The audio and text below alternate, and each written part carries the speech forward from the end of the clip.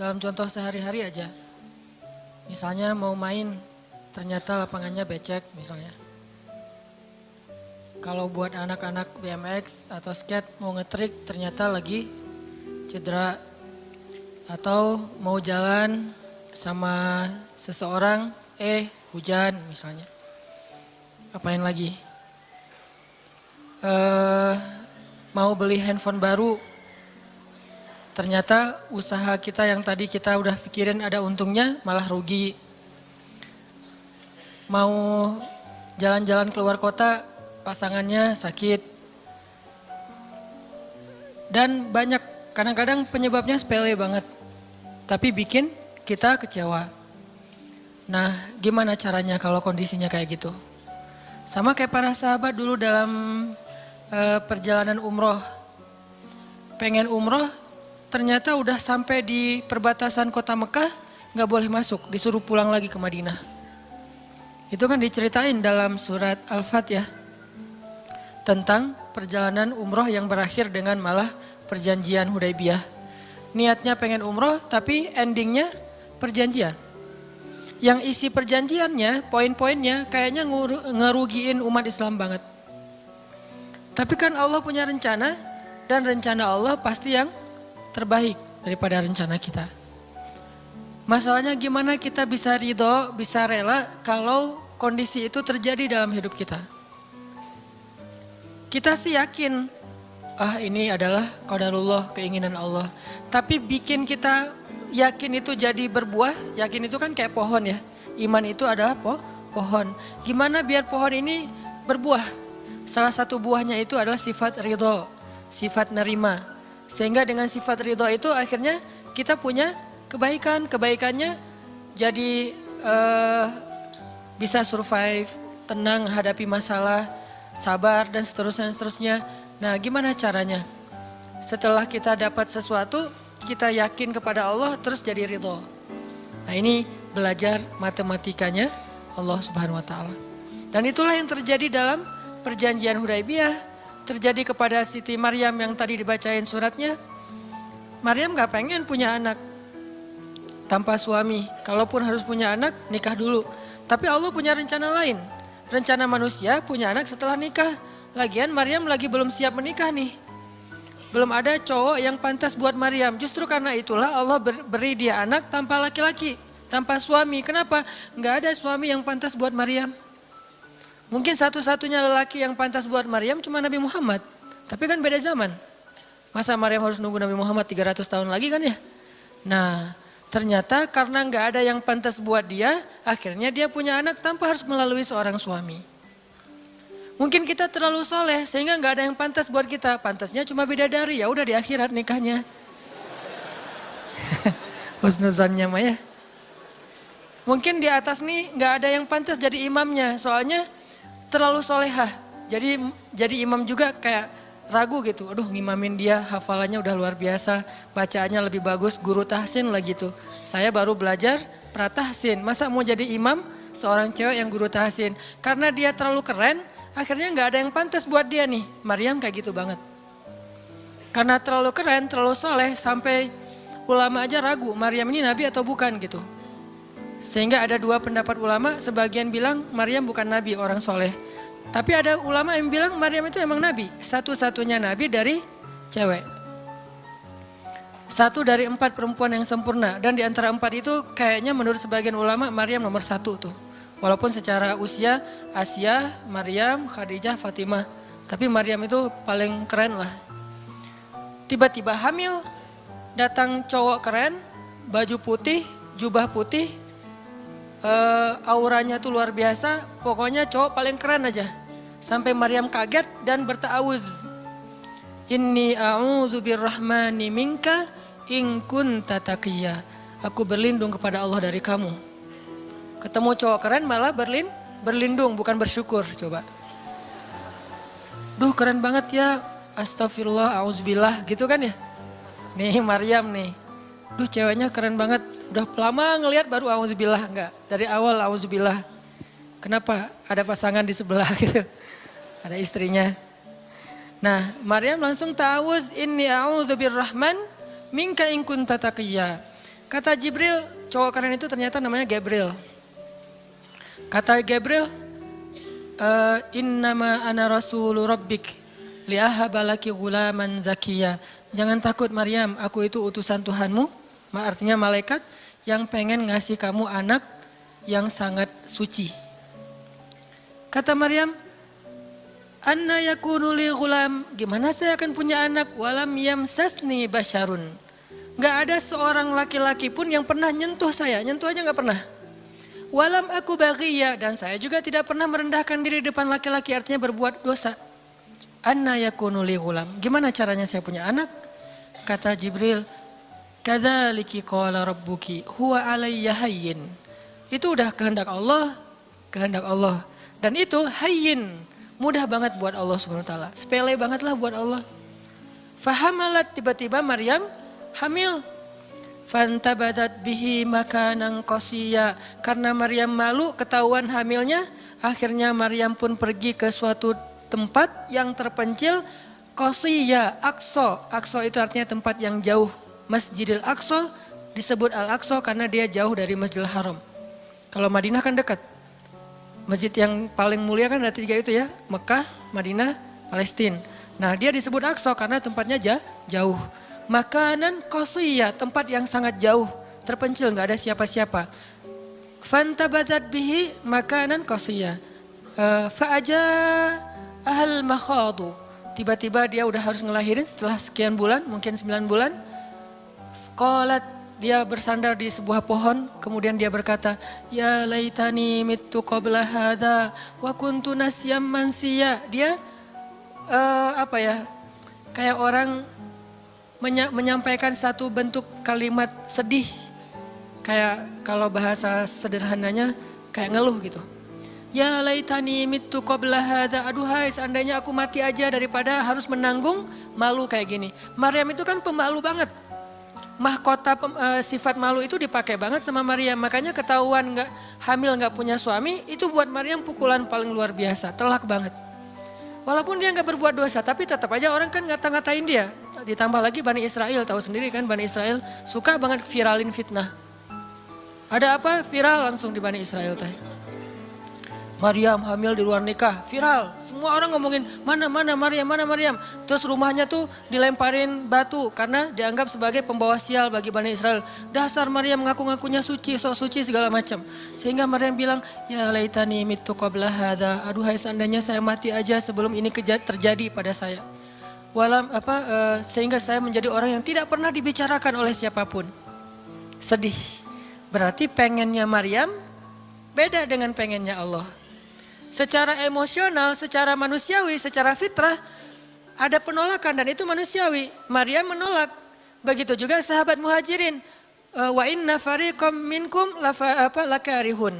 Minhum lakarihun. Walaupun sebagian kalian itu dalam keadaan karih, menolak, nggak suka. Emangnya kita mau nerima musibah? Pasti kita nolak kan secara spontan, fitrah, manusiawi, nolak. Ya laitani mittu qabla hadza wa kuntu nasyan mansiya. Aduhai seandainya aku mati aja sebelum kejadian ini terjadi padaku sehingga enggak ada orang yang ngomongin tentang aku. Jadi enggak ada trending topik tentang Maryam waktu itu. Dia berharap kayak gitu. Semua berita buka channel mana aja Maryam. Asal buka Instagram yang muncul duluan di home tuh Maryam. Viral banget, semua orang ngomongin Maryam. Sehingga Maryam bayangin, semua orang ngomongin kita se-Indonesia. Karena emang sebelumnya kan Maryam memang selebgram banget kan. Semua orang pengen nge-following Maryam. Jangankan yang cewek-cewek, yang cowok juga pengen nge-following Maryam. Cuman gak ada yang pantas.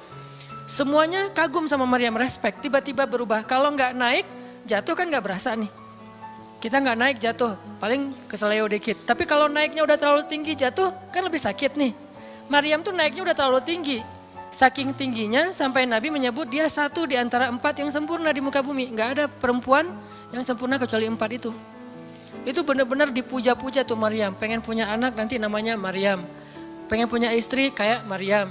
Pengen punya ibu kayak Maryam. Pokoknya Maryam itu idola banget tuh di zaman tersebut. Bani Israel kalau suka lebaynya luar biasa. Kalau benci, wah noraknya juga luar biasa. Itu Bani Israel. Berlebihan gitu.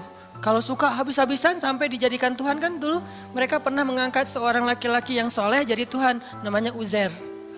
Namanya Uzair. Disebut sebagai anak Tuhan. Kemudian juga Isa juga gitu. Bani Israel tuh luar biasa kalau suka. Kalau benci, wah habis-habisan juga tuh dijelek-jelekin. Kayak mereka ngejelek-jelekin Musa, Harun. Kalau Harun gak terlalu sih Musa. Kayak mereka ngejelek-jelekin malaikat malaikat Jibril. Kan Bani Israel paling gak suka sama Jibril ya. Jadi gak ada orang Yahudi nama anaknya Gabriel tuh gak ada. Rata-rata nama anaknya Michael. Karena mereka senang banget sama Mikail, gak suka sama Jibril. Kenapa? Jibril itu kalau turun pasti bawa perintah. Wahyu kan? Jibril mah hese, bawa perintah wae gitu. Bawel Jibril menurut mereka. Kalau Mikail keren, bawa rezeki, bawa rahmat, bawa apa. Sehingga mereka senangnya sama Mikail. Dibikinlah film Jin versus Gabriel. Malah nggak yang baik itu waktu itu Jin. Kan banyak tuh film-film kayak gitu tuh. Itu memang dari dulu kayak gitu. Nah Maryam naik tinggi, dipuja-puja semua orang. Maryam, kalau ketemu Maryam, fall back dong gitu-gitu. Pada wah pokoknya heboh aja sama Maryam. Tiba-tiba ada kasus, Maryam kan jatuhnya dalam banget. Sehingga Maryam tuh nggak siap perasaannya. Bukan karena dia sombong dan senang dipuja. Tapi memang dia orang yang selama ini nggak melakukan kesalahan apapun. Tiba-tiba dihadapkan dengan tuduhan yang sangat-sangat menyedihkan. Mirip dengan yang dialamin oleh Aisyah dituduh selingkuh. Orang sekelas Aisyah dituduh selingkuh kan berat banget. Kita aja dituduh macam-macam udah wah sedih kan, apalagi Aisyah. Sekelas Aisyah yang terjaga dituduh selingkuh. Maryam terjaga dituduh selingkuh. Ternyata diam-diam Maryam banyak banget ada versi gosip dia melakukannya dengan rahib. Ada gosip melakukannya sesama murid di Al-Aqsa. Ada gosip melakukan dengan Zakaria. Banyak gosip. Berat banget buat Maryam. Sehingga Maryam mengatakan, ya laitani mittu qabla hadha wa kuntu nasiyan mansiya. Aduhai seandainya aku mati aja. Aduhai seandainya dulu aku gak bikin akun Instagram. Pasti gak akan jadi apa-apa gitu. Nyesel udah punya akun. Udah gitu banyak lagi yang ngomongin. Akhirnya turun ayat. Turun lagi Jibril. Turun malaikat. Fanadaha min tahtiha alla tahzani qad ja'ala rabbuki tahtaki sariyya. Dipanggillah Maryam oleh malaikat itu. Ya Maryam, la tahzani. Kalau Abu Bakar, la tahzan. Kalau Maryam, la tahzani. Dua orang yang disebutkan kalimat la tahzan di dalam Al-Quran.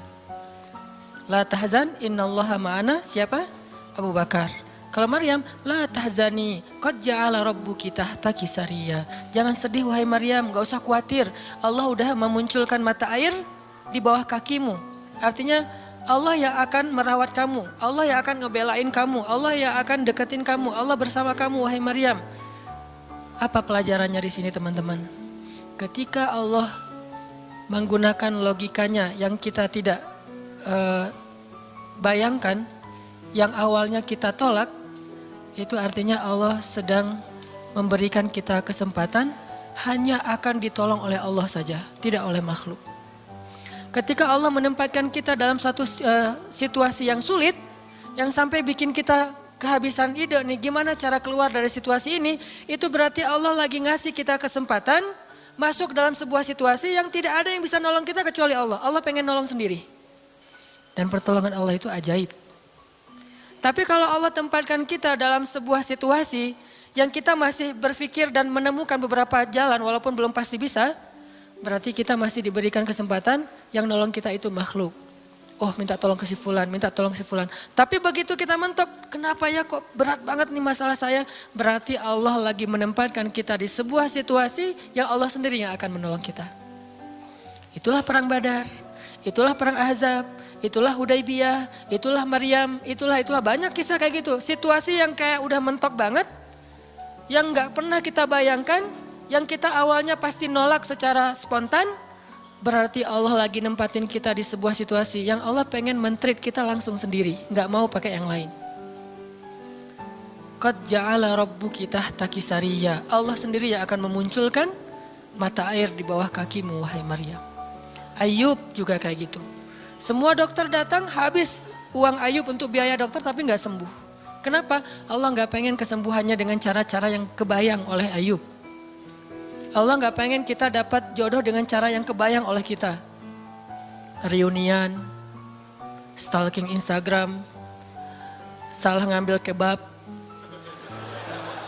Pokoknya yang kebayang sama kita itu nggak akan. Kenapa Allah pengen ngasih kita cara yang cuman Allah sendiri yang tahu dan itu surprise. Dan itu istimewa banget. Apa itu? Kalau saya tahu berarti bukan surprise kan? Tunggu aja, masing-masing punya rahasia sendiri-sendiri. Dan ini yang bikin kita terus berharap. Sehingga Maryam tiba-tiba ngelihat di bawah kakinya sama Isa udah ada mata air. Minumlah dari mata air itu. Terus kata Allah, وَهُزِّي إِلَيْكِ بِجِذْعِ النَّخْلَةِ تُسَاقِطْ عَلَيْكِ رُطَبًا جَنِيًّا. Ya Maryam, goyangkan pohon kurma yang ada di sebelahmu. Kan dia tadi bersandar di pohon kurma pas ngelahirin. Terus disuruh goyangin tuh pohon kurma. Saya pernah bilang, bayangin gimana seorang perempuan yang baru ngelahirin, yang lagi lemah disuruh goyangin pohon kurma. Pohon kurma itu ukuran diameternya sebesar meja ini nih. Lebih besar daripada diameter pohon kelapa.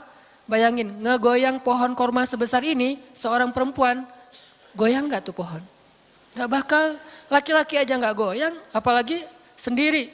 10 orang laki-laki aja ngegoyang pohon kurma segede ini, belum tentu goyang.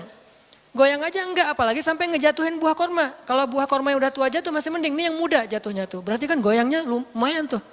Berapa skala Richter ya?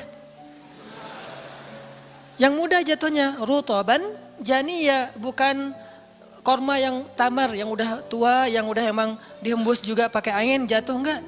Wahuzzi, goyangkan pohon kurma itu ya Maryam. Apakah Maryam berpikir Allah kalau ngasih perintah yang logis deh? Enggak kan? Kan Allah tahu ini pohon kurma dan saya baru ngelahirin, masa disuruh goyang? Enggak. Logika kayak gini, pertanyaan kayak gini enggak muncul dari orang yang udah pasrah banget sama Allah, yakin kalau Allah yang perintahkan lakukan aja deh. Gak usah tanya gimana nanti hasilnya, itu bagian Allah, bagian kita ngelakuin apa yang Allah perintahin, disebut dengan ikhtiar. Kadang-kadang ikhtiarnya gak nyambung dengan hasil, tapi Allah suruh, ya udah lakuin aja. Maryam pegang tuh pohon, baru digoyang dikit udah langsung berguncang. Tusakit alaiki, jatuhlah, bukan jatuh, berjatuhanlah, berarti banyak nih. Berjatuhanlah untukmu rutoban janiyya, buah-buah kurma yang masih muda tapi manis. Artinya apa? Hasilnya Allah yang pilih. Kurma yang mana yang mau jatuh, dengan rasa apa yang mau jatuh, yang jaraknya sekian dari tempat duduknya yang Maryam yang akan jatuh. Allah yang menentukan hasil, tugasnya Maryam cuma ngegoyangin dong walaupun gak mungkin akan terguncang. Ini iman, belajar iman. Allah yang suruh ya sudah saya lakukan. Allah suruh ikhtiar ya saya ikhtiar, Allah suruh berobat ya saya berobat. Tapi hasilnya Allah yang nentuin kayak gimana caranya. Akhirnya rutoban janiyya, berjatuhan. Kata Allah, fakuli washrobi wa qarri aina. Makanlah Maryam, minumlah Maryam dan bersenang hatilah kamu dengan semua ini. Sehingga kata Nabi komen setelah baca ayat ini nih. Nabi komen. Komen Nabi apa? Korma dan manusia itu ada hubungan sejarah. Diciptakan dari jenis tanah yang sama. Jadi pohon-pohon lain itu jenis tanahnya beda. Cuman satu yang mirip dengan manusia jenis tanahnya korma. Sehingga salah satu yang cepat merecovery seorang perempuan yang baru ngelahirin adalah makan rutoban janiyya, korma yang yang muda tapi manis. Jangan dikasih ke bayinya ya, keselak, bahaya. Kasih ke ibunya. Kalau ke bayinya tamar, korma yang udah tua, terus dikunyah sama bapaknya dengan syarat bapaknya udah gosok gigi. Jangan habis makan bala-bala, cengek, makan kurma kasih ke bayi. Kasih ke bayi yang tua, kasih ke ibunya yang muda. Dan itu cepat merecovery seorang perempuan. Kata Nabi di situ ada obat dari penyakit. Intinya teman-teman, kayak gitu ternyata cara Allah. Ini logika Allah nih. Sehingga ketika kaum muslimin, balik lagi ke surat Al-Anfal, dihadapkan dengan satu pilihan yang mereka nggak pernah ngebayangin dan secara spontan karihun, menolak, maka Allah Subhanahu wa taala menyampaikan kenapa Allah memilih itu. Karena kata Allah, tujuan dalam pencegatan ini bukanlah mengambil harta, tetapi untuk menunjukkan mana yang benar, mana yang batil. Ya sudahlah, daripada menentang Allah, sami'na wa ata'na, ikut. Walaupun sebetulnya hatinya masih karihun, gak rela gitu. Ikutlah pilihan Allah dan Rasul. Mereka pun ganti rute, dari yang tadi rute mau mencegat Abu Sufyan, sekarang rute kepada Abu Jahal. Mulai ngutus mata-mata Abu Jahal, berapa pasukannya segala macam, bermalam di sebuah tempat di daerah situ. Malamnya Nabi itu gak bisa tidur. Nabi sepanjang malam beristighosah. Jadi istighosah itu teman-teman salah satu di antara sunnah-sunnah Nabi SAW. Apa istighosah artinya? Doa yang sangat lama.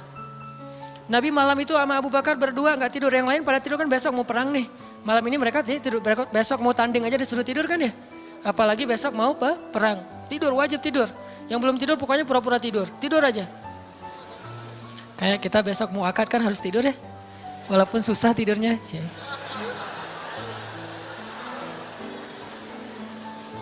Pokoknya kalau mau akad gak bisa tidur teman-teman. Ngapain? Ngafal aja, saya terima kok.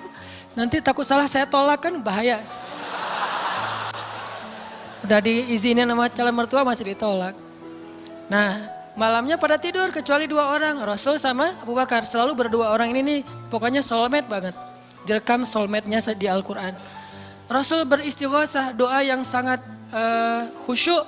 Berharap banget, panjang lagi doanya sepanjang malam. Sampai Nabi mengangkat kedua tangannya itu gak gini, tapi gini. Pernah gak doa kayak gini? Nah makanya masih sendiri ya. Coba istighosah, ya Allah. Langsung tuh. Jadi kalau doa jangan gini doang, apalagi gini santai. Sesekali doa, Allah. Ternyata belum, naik lagi sampai mungkin. Dan itu ada sunnahnya, Nabi berdoa dengan, kan Nabi berdoa kadang mengangkat tangan, kadang tidak mengangkat tangan, kayak doa sehari-hari misalnya angkat tangan kan ya. Kayak mau makan misalnya, Bismillahirrahmanirrahim amutu wa ahya, Allahumma barik lana gitu ya, kan gak harus ngangkat tangan. Sarewai ini. Nah, udah kadang Nabi doanya gini, nelunjuk. Bukan perintah Allah, ya Allah kasih lo ya, enggak. Nelunjuk dengan filosofi Arab sama filosofi Indonesia beda. Makanya jangan menerjemahkan teks Arab dengan konteks kita, dengan persepsi kita. Terjemahkan dengan persepsi bahasa sendiri. Apa sih maksudnya? Gitulah. Jadi di Arab tuh kalau gini bukan merintah. Gini tuh artinya cuma engkau yang saya harapin ya Allah gitu maksudnya. Jadi kalau ya Allah itu maksudnya engkau doang yang saya harapin, iya karena budua iya karena selain gitu. Bukan ya Allah pokoknya harus ya bukan. Kalau kita pakai dengan logika kita kan kok doa sih gak sopan sama Allah kayak gitu-gitu amat. Kalau ke manusia mungkin gitu agak kurang sopan. Kalau ke Allah sopan. Bisa gini, bisa biasa aja, bisa gini. Gini juga ada beberapa level. Ada yang gini sampai ke paling atas. Biasanya yang paling atas tuh bab jodoh sih. Kalau bab kuliah masih gini, kerja, giliran jodoh paling tinggi. Apalagi kalau udah jodohnya balikan sama mantan. Tuh kayaknya naik kursi. Lebih tinggi lagi. Jadi malam itu Nabi beristighosah. Sampai syal beliau jatuh, nangis janggut beliau basah dengan air mata. Nangis panjang malam, ya Allah jika besok kami kalah perang, terbunuh semua. Mungkin di muka bumi ini gak akan ada lagi orang yang menyebut la ilaha illallah. Abu Bakar ngambil rida syalnya Rasul ditaruh lagi cukup bagimu ya Rasulullah, cukup ya Rasulullah. Allah udah mendengar. Abu Bakar menenangkan Rasul, tapi Rasulullah terus saja gitu. Kayak kita lagi doa kata teman, udah Allah udah dengar, taruh dulu. Kalau kita mah gitu ya. Nah, tapi jangan dibayangin gitu, Rasulullah pasti khusyuk banget gak kayak kita. Udah selesai berdoa, pagi-pagi sahabat riuh. Innalillah gitu. Kalau kita kan innalillah pasti ada yang meninggal ya. Siapa yang meninggal? Enggak, innalillah itu musibah, enggak harus selalu orang meninggal. Ya Rasulullah maafkan kami. Kenapa? Ternyata sebagian para sahabat malam itu digoda oleh syaitan sehingga semua pada mimpi basah, maaf. Tapi kayak gitu emang sejarahnya. Bukan semua, sebagian besarnya mimpi basah. Sehingga pas bangun mereka dalam keadaan junub, kotor, tidak suci, tapi enggak ada air. Untuk wudhu aja kurang, apalagi untuk mandi. Dan mandi junub kan harus semuanya. Sedangkan besok mereka mau berperang melawan musuh dalam keadaan tidak suci. Ini kayak pertanda buruk gitu. Dan mereka merasa mentalnya makin drop. Tiba-tiba Allah beri ketenangan buat mereka, turun air hujan. Malam itu hujan turun, hujannya hujan lokal lagi. Camp kaum muslimin hujan, camp orang kafir enggak. Hujan, nyebrang-nyebrang, hujan enggak. Yang namanya di Indonesia gitu. Di camp kaum muslimin hujan, di campnya orang kafir enggak hujan. Akhirnya pada mandi, alhamdulillah, Allah Akbar. Itu nanti ada ayatnya setelah itu, coba nanti baca lagi halaman kedua. Ketika ada adegan hujan segala macam, itu ceritanya kayak gitu. Akhirnya makin mantap, alhamdulillah bisa mandi, wudhu, minum. Baru mereka yakin bahwa ini adalah benar-benar perintah Allah. Nah hidup kita tuh kalau kita ngejalanin hal-hal kayak gini, kita bakalan kayak lagi jalan bareng Allah. Sehingga nanti kita akan banyak ngelihat keajaiban-keajaiban Allah. Kalau kita nggak pernah masuk dalam situasi ini, kita tuh kenal Allah cuma dari kata orang, nggak pernah jalan bareng.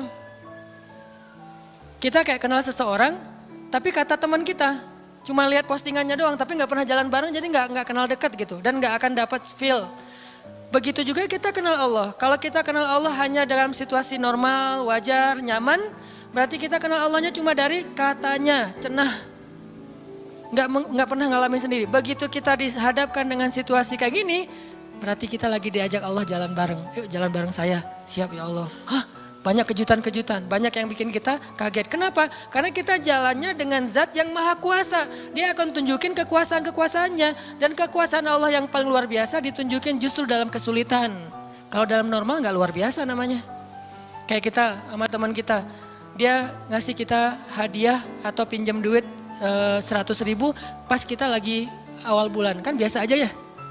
Coba kalau dia pinjemin duit 50.000 pas akhir bulan, kan luar biasa kan? Jadi makin kita sulit, Allah tunjukin kekuasaannya, di situ kita makin lihat gimana kita tuh bergantung banget sama Allah. Emang Allah bikin skenarionya kayak gitu. Sehingga kalau kita teman-teman dihadapkan atau dikondisikan sama Allah dalam suatu keadaan yang kita nggak siap, yang kita nolak, yang kita berontak, tapi di sisi yang lain kita yakin ini ketentuan Allah, belajar meyakini, oh Allah lagi ngajak saya jalan nih.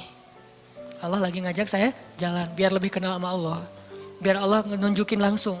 Satu. Kedua, niatin juga, oh Allah pengen memperlakukan saya khusus. Gak mau pakai yang lain. Berdua aja biar Allah yang menolong saya. Karena udah gak bisa ngarap siapa-siapa.